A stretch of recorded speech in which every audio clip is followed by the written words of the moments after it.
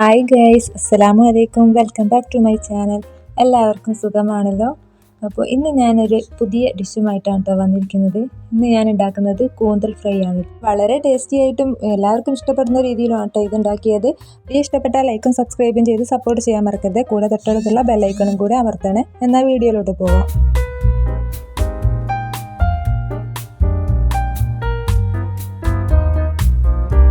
കൂന്തൽ ഫ്രൈ ഉണ്ടാക്കാനായിട്ട് ഞാനിതാ കൂന്തൽ ചെറുതായിട്ട് ഇവിടെ മുറിച്ച് വെച്ചിട്ടുണ്ട്. ഒരു 3/4 കിലോ കൂന്തൽ ഉണ്ട് കേട്ടോ ഇത്. ഇത് ഉണ്ടാക്കാനായിട്ടുള്ള സാധനങ്ങൾ എന്തൊക്കെയാണെന്ന് നോക്കാം കേട്ടോ. ഇത് ഉണ്ടാക്കാനായിട്ട് ഞാൻ എടുത്തിരിക്കുന്നത് തക്കാളി, മല്ലിയില, വലിയ ഉള്ളി, പച്ചമുളക്, ഇഞ്ചി, വെളുത്തുള്ളി പേസ്റ്റ് ഇത്രയുമാണ് കേട്ടോ. ഇനി ഫ്രൈ ഉണ്ടാക്കാനായിട്ട് നമുക്ക് ഗ്യാസ് ഒന്ന് ഓണാക്കി എടുക്കാം. ഞാനിതിലേക്കൊരു പാൻ വെച്ച് കൊടുക്കുന്നുണ്ട്. പാൻ ചൂടായി വരുമ്പോൾ ഇതിലേക്ക് നമുക്ക് കുറച്ച് വെളിച്ചെണ്ണ ഒഴിച്ച് കൊടുക്കാം. അപ്പോൾ ഈ പാൻ നന്നായിട്ട് ചൂടായി വന്നിട്ടുണ്ട് കേട്ടോ. ഇനി ഇതിലേക്ക് കുറച്ച് വെളിച്ചെണ്ണ ഒഴിച്ച് കൊടുക്കാം. എണ്ണ ചൂടായി വന്നിട്ടുണ്ട്. ഇനി ഇതിലേക്ക് നമുക്ക് അരിഞ്ഞു വെച്ചിട്ടുള്ള വലിയ ഉള്ളി ചേർത്ത് കൊടുക്കാം.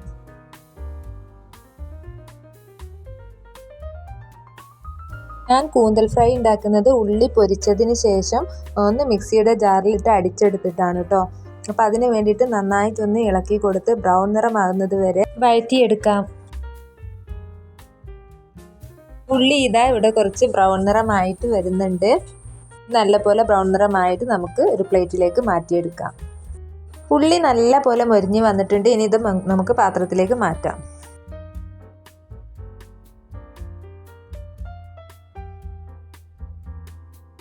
അപ്പോൾ ഉള്ളിയെല്ലാം ഞാനിതൊരു പാത്രത്തിലേക്ക് മാറ്റിയിട്ടുണ്ട്.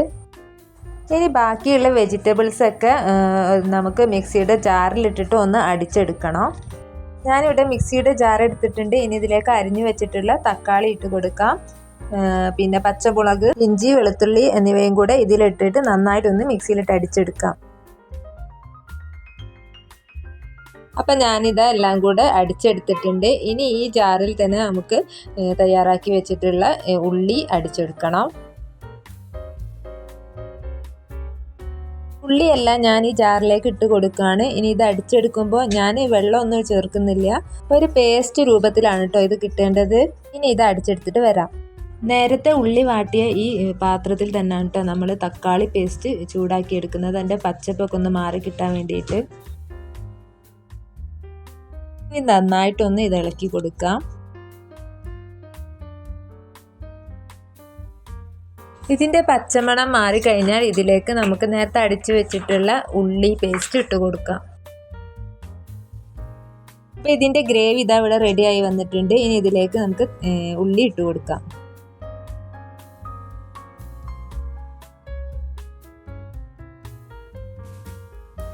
ഇനി ഇത് നന്നായിട്ടൊന്ന് മിക്സ് ചെയ്ത് കൊടുക്കാം.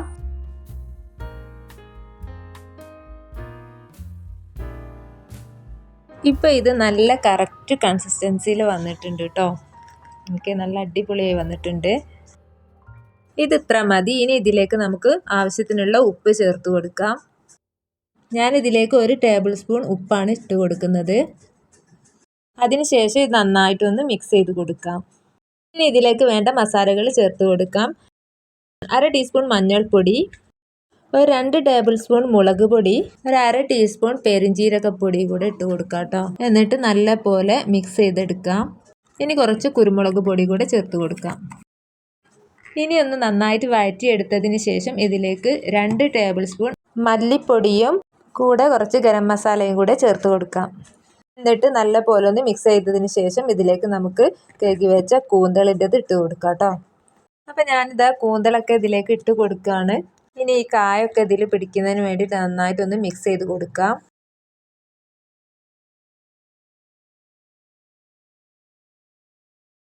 അപ്പോൾ ഗ്രേവിയൊക്കെ നന്നായിട്ട് ഇതിൽ പിടിച്ചിട്ടുണ്ട്. ഇനി കൂന്തൽ വേവാൻ ആവശ്യമായിട്ടുള്ള കുറച്ച് വെള്ളം ഇതിലേക്ക് ഒഴിച്ചു കൊടുക്കാം. ഇനി ഇതൊന്ന് മിക്സ് ചെയ്തതിന് ശേഷം അടച്ചു വെച്ച് വേവിക്കാം. ഞാനിതൊരു 10 മിനിറ്റാണ് വേവിച്ചത്. ഇനി ഇതൊന്ന് തുറന്ന് നോക്കാം. അപ്പം നമ്മുടെ കൂന്തൽ ഇതാ ഇവിടെ നല്ല അടിപൊളിയായിട്ട് ഇവിടെ വെന്ത് വന്നിട്ടുണ്ട്. ഇതൊന്ന് മിക്സ് ചെയ്യാം. ഇതിലേക്ക് കുറച്ച് ടൊമാറ്റോ സോസും സോയാ സോസും കൂടെ ഇട്ട് കൊടുക്കാം. ഇത് നന്നായി ഒന്ന് മിക്സ് ചെയ്തെടുക്കാം. ഇനി ഞാനിതിലേക്ക് കുറച്ച് തേങ്ങാപ്പാലാണ് കേട്ടോ ഒഴിച്ച് കൊടുക്കുന്നത്. ഇത് ഇൻസ്റ്റൻറ്റ് കോക്കനട്ട് മിൽക്ക് പൗഡറാണ് കേട്ടോ.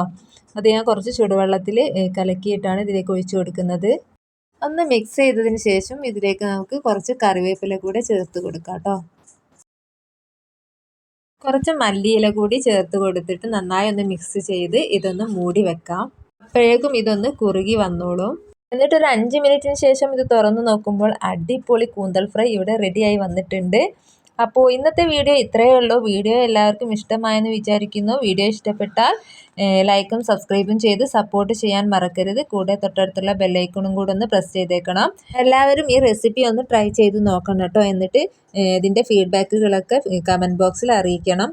പുതിയൊരു വീഡിയോയുമായി വരുന്നത് വരേക്കും എല്ലാവർക്കും ബൈ.